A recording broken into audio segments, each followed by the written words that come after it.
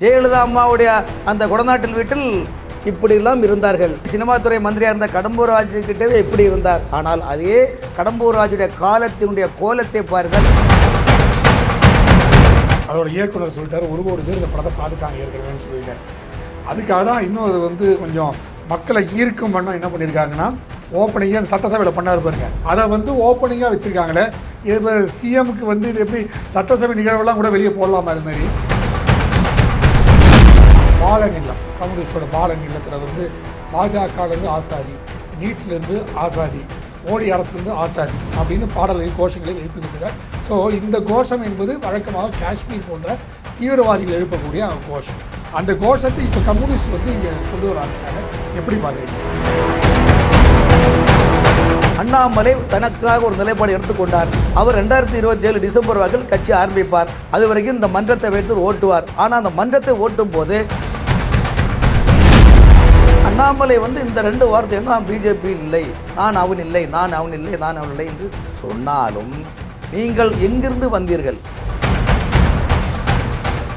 By the people நேயர்களுக்கு வணக்கம். பல்வேறு அரசியல், பொருளாதார, சமுதாய பிரச்சனை ஆலோசனை நிகழ்ச்சியில் நம்முடைய மூத்த பத்திரிகையாளர் வி.எஸ். ராமன் வந்திருக்கார். வணக்கம் சார். வணக்கம் ஐயா.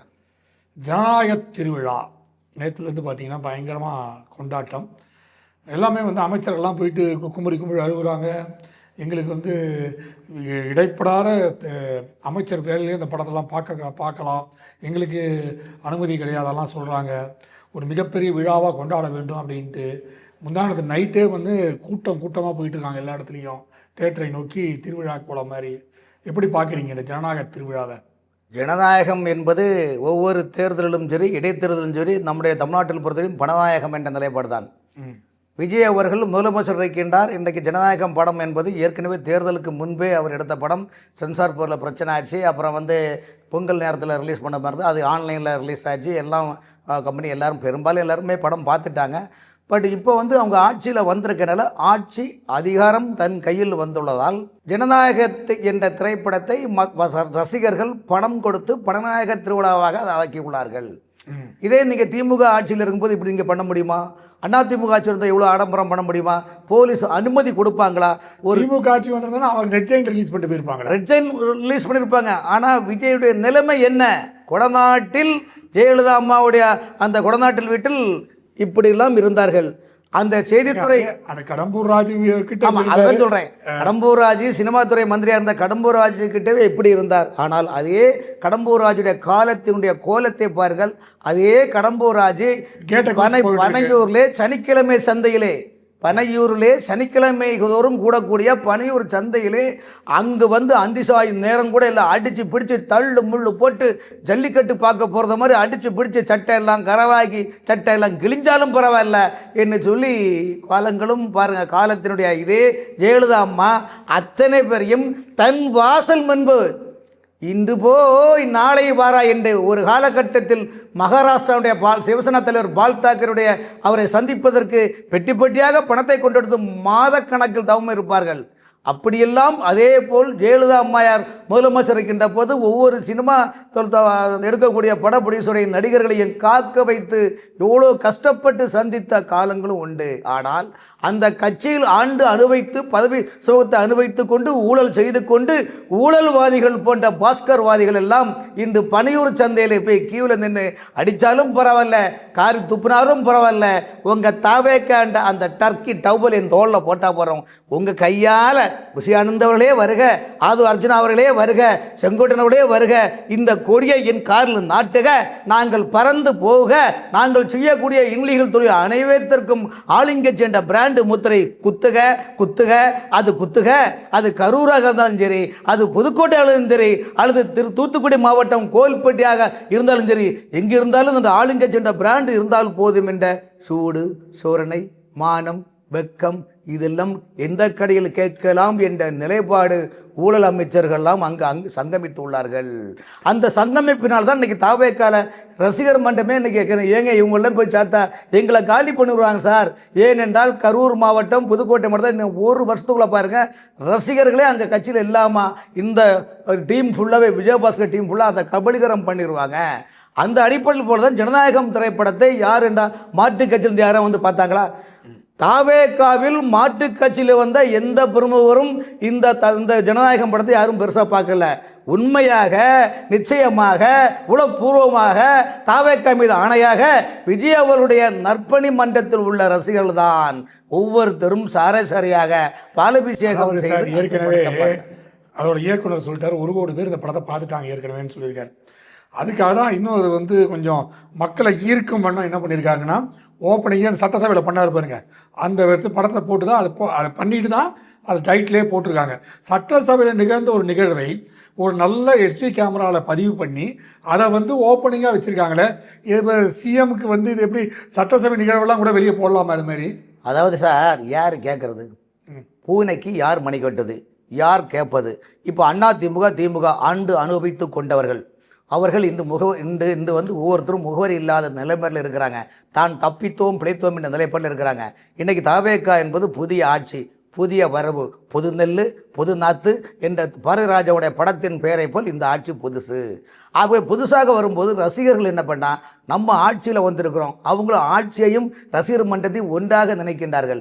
எப்படி திமுக ஆட்சியில் அறிவாலயத்தையும் சட்டமன்றத்தையும் ஒன்றாக பாவித்தார்களோ, ஆட்சியையும் கட்சியையும் ஒன்றாக நிலைப்படுத்தினார்களோ, அதே போல் தாவேகா ரசிகர்கள் வந்து ஆட்சி எங்கள் ஆட்சி, கட்சி எங்கள் கட்சி, மண்டமும் எங்கள் மண்டம், இந்த நிலைப்பாட்டில் இருக்கின்ற போது தான் அவர்கள் சினிமா தேட்டரில் இன்றைக்கி அந்த படம் ரிலீஸ் ஆகும்போது மிகப்பெரிய அட்ராசிட்டிகளும் தன்னுடைய ரசிகர்களை பண்ணி எங்கே பார்த்தாலும் டிராஃபிக், எந்த சினிமா தேட்டரில் ஃபுல்லாக அவ்வளோ இடத்துலையுமே டிராஃபிக் ஜாமு, அவ்வளோ டிராஃபிக் ஜாம். என்ன வேறு வழி இல்லை சார்.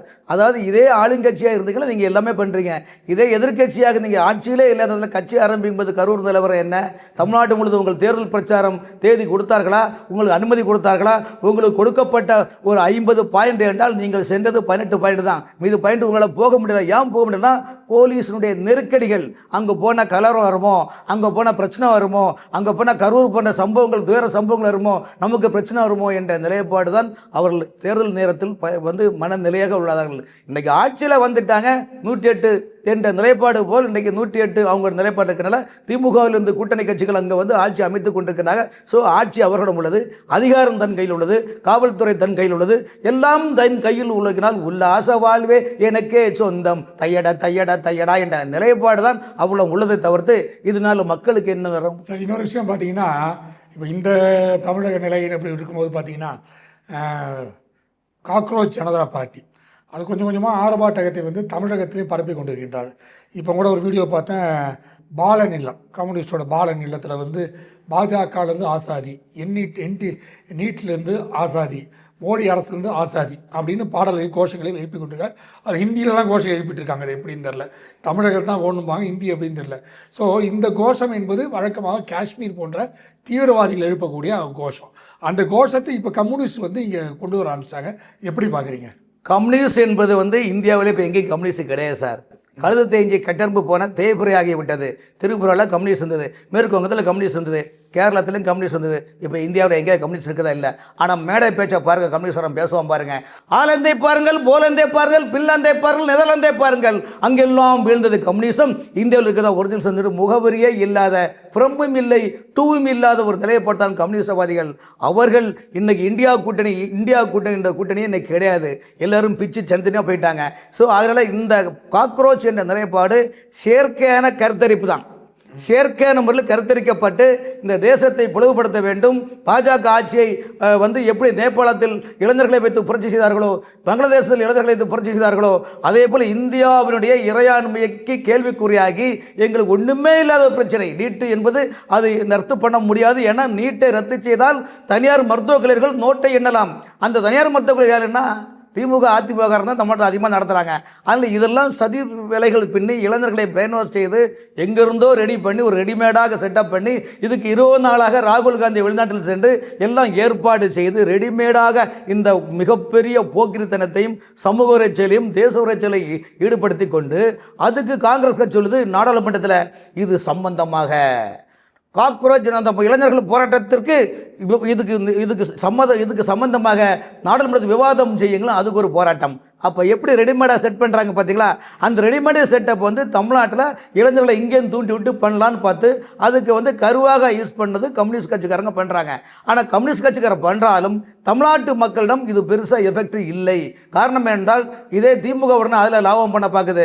நாங்கள் தான் அந்த நீட்டுக்கு விதை போட்டோம், அதில் எல்லாம் எனக்கு தான் சொன்னான்னா உங்கள் பேச்சு யாரும் கேட்க போகிறா சொல்லுங்கள் சார். தேசம் முழுவதும் இந்த காக்ரோச் என்பது இந்தியாவுடைய இறையாண்மைக்கு எதிராக சர்வதேச தர்மேந்திர பிரதான் கல்வி அமைச்சர் மிகவும் பொறுப்பதற்கு தர்மேந்திர பிரதான் அவர்கள் கல்வியில் புதுசாக மாற்றங்களை உருவாக்கி தேசத்தின் விடுதலைக்காக போராட்டம் செய்த மிக பெரும் தலைவர்கள், ஞானிகள், யோகிகளுடைய வரலாறுகளை இந்தியா முழுவதும் பாடத்தில் கொண்டு வான்னு சிஸ்டம் கொண்டு வராங்க. அது மட்டுமல்ல, மதம் மாற்றத்துக்குன்னு வரக்கூடிய NGO நிதிகளையும் அதையும் சென்சார் போர்டு மாதிரி பண்ணி அதையும் வரவேற்கப்பட்ட நிலைப்பாடு கொண்டு வர வேண்டும் என்ற நாடாளுமன்றத்தில் மசோதாக்கள் ரெடியாக இருக்கனால இதை எப்படியாவது தூக்கி போடுறது வெளிநாட்டினுடைய இஸ்லாமியர்களுடைய ஏற்பாட்டில் தான் இதே போன்ற ஒரு சதி வலையில் காக்ரோச் ஜனதா பார்ட்டி என்ற நிலைப்பாட்டிற்கு இவங்களுக்கு இந்த விஷயவதையை தூவுறாங்க. ஏற்கனவே உங்களுக்கு அண்ணா காசரே அவர்கள் டெல்லியில் இதே மாதிரி தான் ஒரு பிரச்சனை பண்ணாங்க. அப்புறம் விவசாய சங்கத்தில் ஐயா கொண்டு இதே மாதிரி ஒரு பிரச்சனை பண்ணி எலிக்கறி அம்மனைக்குண்டி போராட்டம்லாம் பண்ணாங்க. அதே போல் இந்த காக்ரோச் என்பது ஹிட்டை வைத்து அதாவது இது விஷப்பூச்சிகள் ஒழிக்கப்பட வேண்டிய என்னன்னா இப்போ எல்லாமே இப்போ வந்து பிரகாஷ் ராஜ், அதுக்கப்புறம் ஆம் ஆத்மியோட முன்னாள் அமைச்சர்கள், சட்டமன்ற உறுப்பினர்கள் எல்லாருமே இப்போ வந்து இதுக்கு ஆதரித்து குரல் கொடுக்க ஆரம்பிச்சிட்டாங்க. இப்போ பார்த்தீங்கன்னா ராகுல் காந்தி போன்றவர்களாம் நேற்று போராட்டம் நடத்தி ஆதரித்து குரல் கொடுக்க ஆரம்பிச்சிட்டாங்க. ஸோ அனைத்து கட்சிகளுக்கும் எதிர்கட்சிகளும் இது ஒரு காக்ரோச் ஜனதா பார்ட்டியின் போராட்டம் ஒரு ஆயுதமாக இருக்கா சார்? இந்த போராட்டம் என்று சொல்லக்கூடிய இந்தியாவில் உள்ள அரசியல் கட்சிகள் வேலை வெட்டி இல்லாமல் எதிர்க்கட்சி வரிசையில் கூட அமர்றதுக்கு அந்தஸ்து இல்லாமல் கெப்பாசிட்டி இல்லாமல் தான் பயணிக்கக்கூடிய இந்தியா கூட்டணி கூட முகவரி இல்லாமல் இருப்பதற்காக யாரோ ஒருவரை செயற்கை குளோனிங் மூலமாக ரெடி பண்ணி வைத்து இதுதான் பிள்ளை, இதுதான் அப்பன், இதுதான் பிள்ளை, சித்தன், சித்தப்பா என்று சொல்லி கொண்டு ட்ராமா நடத்தி கொண்டு அந்த கட்டமைப்பில் இவர்கள் குளிர்காயதுக்காக ரெடி பண்ணுறாங்க. இந்த நிலைப்பாடை பொறுத்த வரைக்கும் மத்திய உளவுத்துறைக்கும் தெரியும்.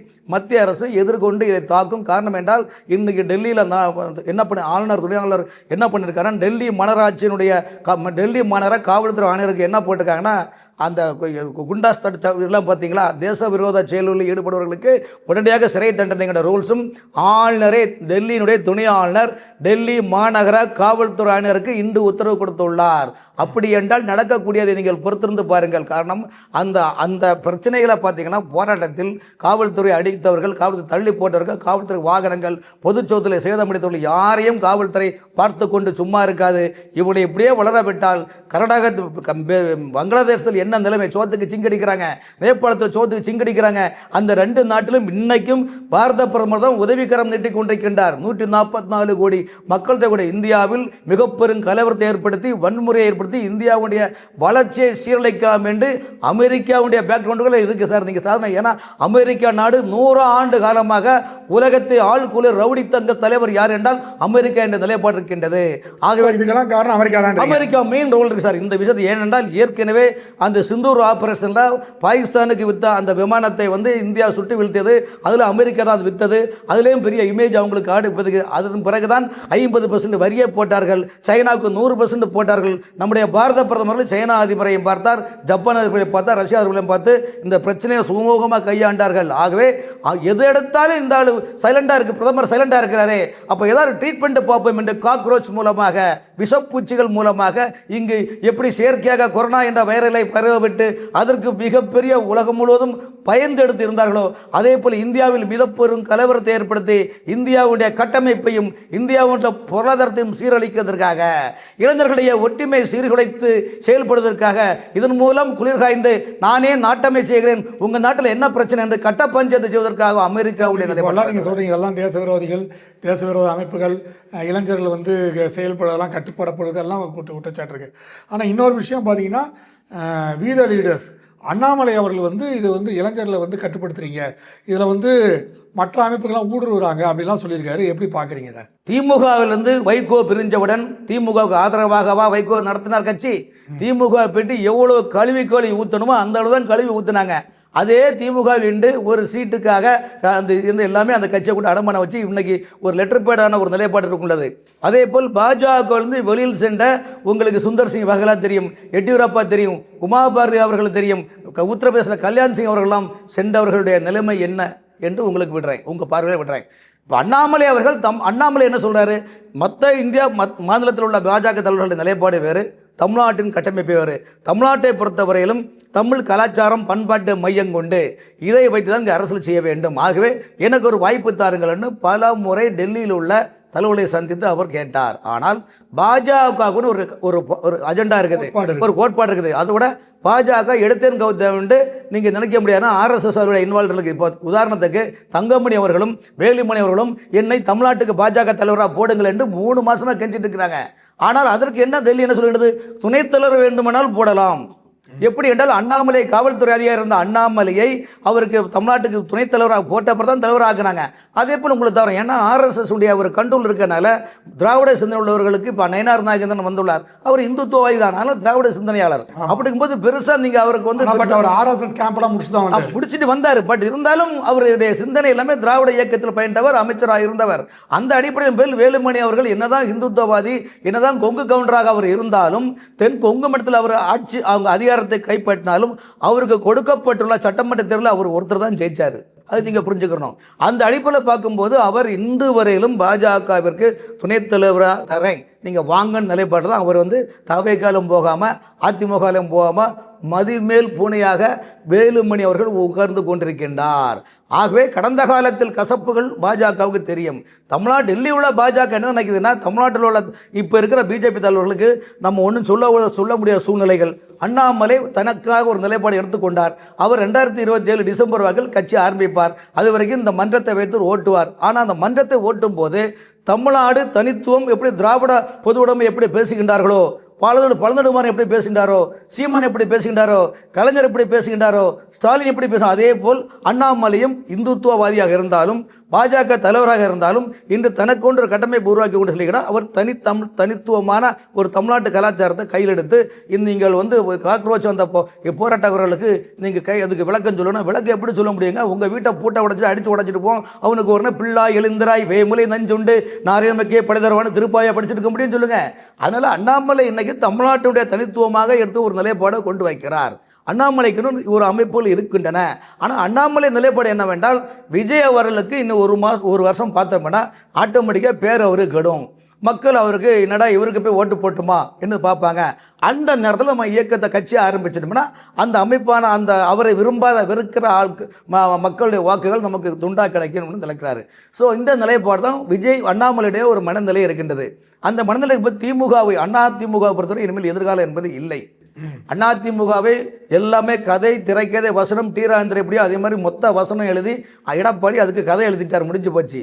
இப்போ திமுக பொறுத்த வரைக்கும் பார்த்தீங்கன்னா அவங்க இருப்பிடத்தை தக்க வைக்கிற அவங்க பார்த்தீங்கன்னா அண்ணாமலை இந்த கருத்து சொன்ன உடனேயே அவர்கிட்ட சேர்ந்த பலரும் வந்து நாங்கள் விளைவிக்கிறோம், வெளியே வந்துடுறோம், இது கொஞ்சம் திராவிட சிந்தனை போயிட்டுருக்கு அப்படின்னு பலரும் வெளியே வர ஃபேஸ்புக் பதிவுகள்லாம் போட்டுட்ருக்காங்க.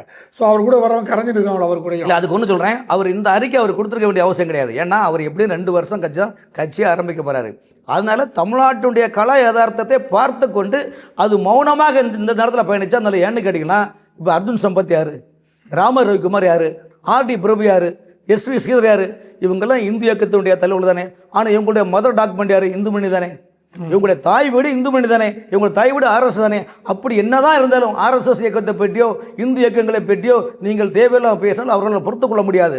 ஏன்னா பேசிக்கல் அந்த இந்துத்துவ சிந்தனை வந்தவர்கள் கருத்து வேறுபட வெளியில் வந்திருக்காங்க. அவங்க கூட யாருமே பிஜேபி இப்படி தப்பாக பேசலையே, இந்து இயக்கங்கள் இப்படி யாரும் தப்பாக பேசலையே. இன்னைக்கு வட சென்னையில் இன்னைக்கு 2-3 நாளாக அந்த பசுங்கண்ணுகளை அந்த இது வெட்டின அந்த மேட்டரில் வந்து கரையினால கம்ப்ளைண்ட் ஆகி இன்னைக்கு ஆமாம் சிவாஜி அரெஸ்ட் பண்ணியிருக்கிறாங்க. அதுக்கு பாரத் இந்து முன்னணி தலைவர் ஆர்டி பிரபு போராட்டம் பண்ணிட்டு இருக்கிறாரு. எவ்வளோ விஷயங்கள் நடந்துட்டு இருக்குது.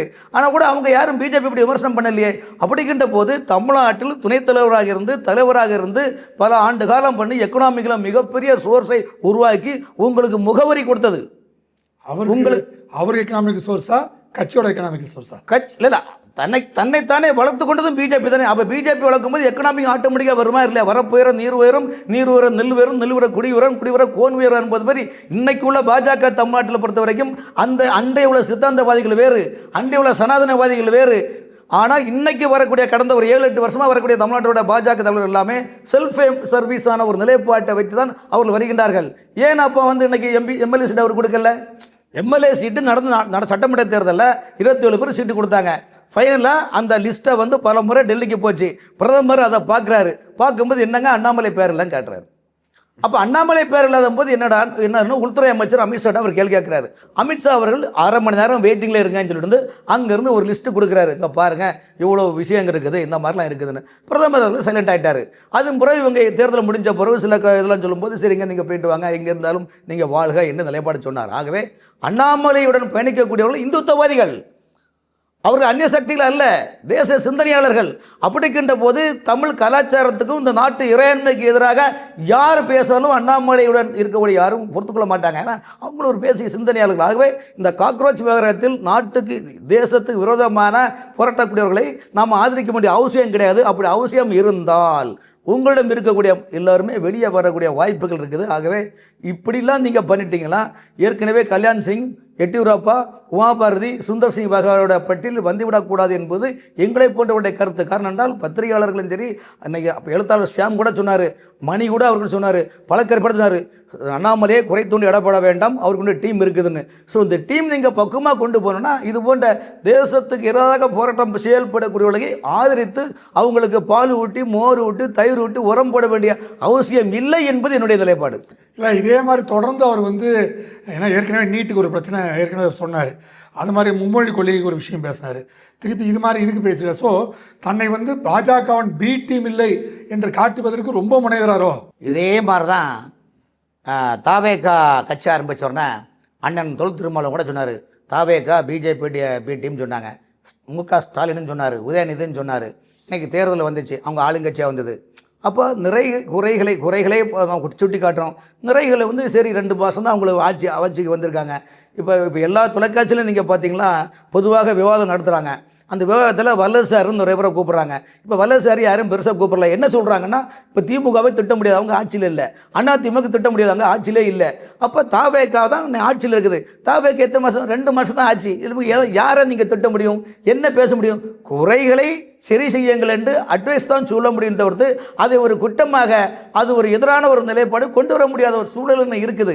ஆகவே அண்ணாமலை இந்த 2 வார்த்தை என்ன, நான் பிஜேபி இல்லை, நான் அவன் இல்லை, நான் அவன் இல்லை, நான் அவன் இல்லை என்று சொன்னாலும் நீங்கள் எங்கிருந்து வந்தீர்கள்? தமிழ்நாட்டில் எத்தனையோ காவல்துறை அதிகாரி இருக்கிறாங்க. இன்றைக்கி நீங்கள் துணை அதிகாரியாக இருந்து நீங்கள் வந்திருக்கீங்க, பிஜேபி துணைத் தலைவராக இருந்து இன்றைக்கி மிகப்பெரிய ஆற்றல் மிகிற இந்தியா முழுவதும் அண்ணாமலையுடைய தினசரி அண்ணாமலையுடைய பேச்சுகளில் குறைந்தபட்சம் அவர் 20 பேட்டி கொடுத்துட்டாருன்னா குறைந்தபட்சம் 5 பேட்டி இந்தியா முழுவதும் எல்லா மாநிலத்திலும், ஏன் தலைநகர் டெல்லியில் கூட அவருக்கு பேச்சை எக்ஸ்போஸ் செய்து கொண்டு பெரிய அண்ணாமலை அண்ணாமலை அண்ணாமலை என்ற நிலைப்பாடை உருவாக்குறதுக்கும் அவர் டீம் வச்சு தான் செயல்பட்டார். அப்போ உங்களை மாதிரி எத்தனையோ காவல்துறை இருக்கிறாங்க, அவங்க எதாவது செயல்பட்டாங்களா? இப்போ முக ஸ்டாலின் செயல்பட்டாரா? ஜெயலலிதா அம்மா செயல்பட்டாங்களா? எடப்பாடி பழனிசாமி செயல்பட்டலையே. ஆனால் இவர் காவல்துறையினால நம்முடைய உரையை தேசம் முழுவதும் பேசும் பொருளாக உருவாக வேண்டும் என்று அவரும் அது ஒரு டீம் வச்சு தான் பண்ணிட்டு இருந்தார். இல்லைன்னு சொல்ல முடியாது. நிறைய விஷயங்கள் சார், எல்லாமே உங்களுக்கு கூட்டி கழிக்கும் போது ஒரு விஷயம் சார், அமித்ஷாவை எதிர்த்து உங்கள் ஒன்றும் பண்ண முடியாது சார். அமித்ஷா ஒரு ஸ்டாலின் இல்லை, 1000 ஸ்டாலினை பார்த்துட்டு போயிடுவார். நீங்கள் எல்லோரும் நினைக்கிறீங்க, இப்போ நிறைய பேர் நினைக்கிறாங்க தாவேக்கு ஆட்சி அமைக்குது, டெல்லி பிஜேபி ஒன்றுமே வாத்திறக்க இல்லையான்னு. அவங்கள பொறுத்த வாத்திறக்க வேண்டிய அவசியம் என்ன இருக்குது? ஐயா, அவங்களுடைய எய்மே கழகம் இல்லாத தமிழ்நாட்டில் உருவாக்கணும். அதை தாவேக்க நிறைவேற்றியாச்சு. 50% வேலை முடிஞ்சு போச்சு சார். டெல்லி பிஜேபி அஜெண்டாவில் கழகம் இல்லாத தமிழகம் உருவாக வேண்டும் என்ற சிந்தனையை தாவேக்க நிறைவேற்றி கொடுத்தாச்சு. இப்போ தாவேக்க 2 மாதம் ஆட்சி அமைச்சிருக்காங்க, விட்டுருவோமே, இன்னும் ஒரு 4 மாதம் போட்டுமே, இன்னும் 1 வருஷம் கூட போட்டுமே, இன்னும் நிறைய செங்கல் எல்லாம் எடுக்க வேண்டியிருக்குது, போட்டுமே. அதனால் தாவேக்காவும் ஒருபோதும் பிஜேபி எதிர்க்காது. பிஜேபி இப்போதைக்கு இன்னும் ஒரு 2027 வரைக்கும் பிஜேபி தாவேக்காவை பெருசாக எதற்கான ஒரு நிலைப்பாடு இருக்க மாட்டாங்க. காரணம் என்றால் அரசியல் நீங்கள் நிறைய காய்கள் நகர்த்த வேண்டியிருக்குது. அமித்ஷா அதெல்லாம் சிறப்பாக காய்கள் நகர்த்தக்கூடிய மிகப்பெரிய வல்லவர்.